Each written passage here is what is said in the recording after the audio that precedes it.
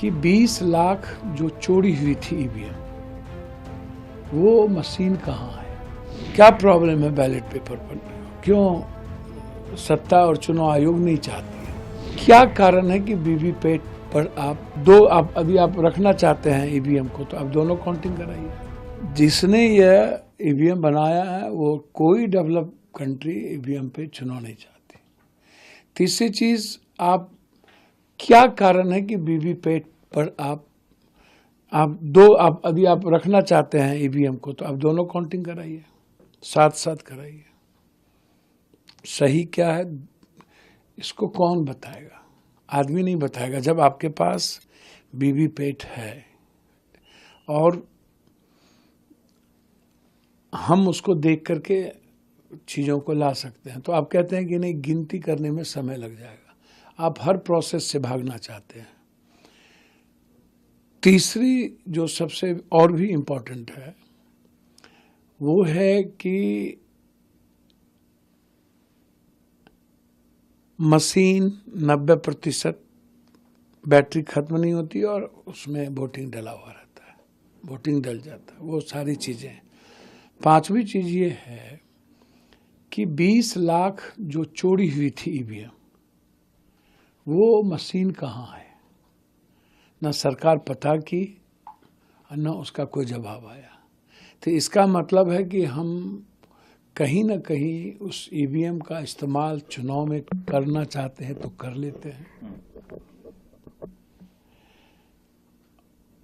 कई ऐसे प्रोसेस हैं, 100 मीटर, 150-200 मीटर से हम कुछ भी कर सकते हैं ईवीएम को।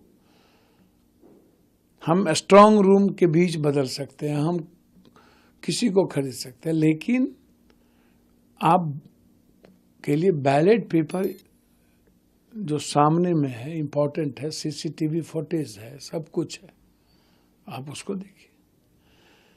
तो क्या प्रॉब्लम है बैलेट पेपर पर नहीं हो? क्यों सत्ता और चुनाव आयोग नहीं चाहती है? तो तर्क है और क्लियर है कि ईवीएम, जिस दिन ईवीएम पर चुनाव बंद हो जाए, आप उठा के देखिए, महाराष्ट्र में 6 लाख वोट लोकसभा में आए, विधानसभा में 4 लाख वोट आए। बैलेट पेपर आता है तो कांग्रेस आगे रहती है, अन्य पार्टी, क्षेत्रीय पार्टी आगे रहती है। बैलेट पेपर खत्म होते ही मशीन आता है तो ईवीएम बीजेपी आगे हो जाती है।